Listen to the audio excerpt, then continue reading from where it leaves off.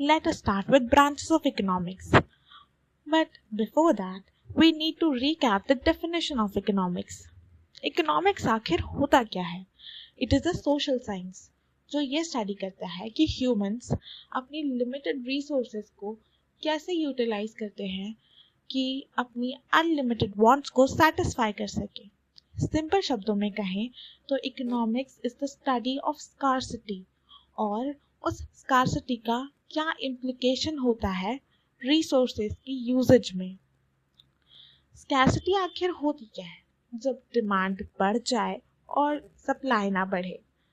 और यही स्कैर्सिटी जब कंबाइन हो जाती है इकोनॉमिक प्रॉब्लम ऑफ चॉइस के साथ, यानी एक तो रिसोर्स लिमिटेड, ऊपर से उसके मल्टीपल यूजेस यानी कि alternative uses. So at the end we need to make choices about the optimum and efficient utilization of these resources ताकि हम अपनी ज़्यादा से ज़्यादा wants को satisfy कर पाएँ. अब ये choices can happen at two levels, individual level पे भी और national या फिर aggregate level पे.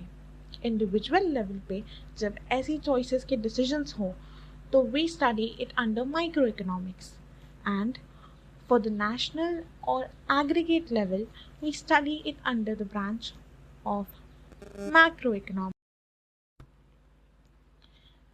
So जो microeconomics है वो study करता है the behavior of individual units of the economy, और इसका aim ये है कि ये price determine करता है commodities and factors of productions का.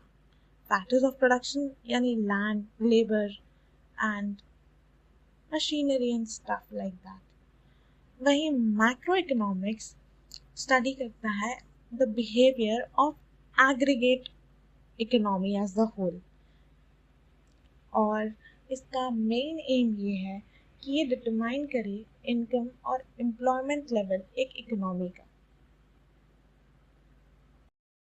One of the main fact about macroeconomics is that it was introduced during the Great Depression phase of 1920s by John Maynard Keynes.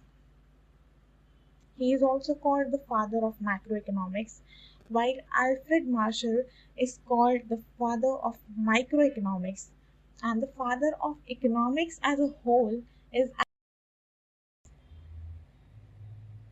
और ये दोनों ही ब्रांचेस एक दूसरे के interdependent हैं, यानी ये इंडिविजुअली वर्कआउट नहीं कर सकते हैं ढंग से. So to study them to the maximum and all-round level, to develop the economy to an all-round level, we need to study them interdependently. And both of these branches are equally important.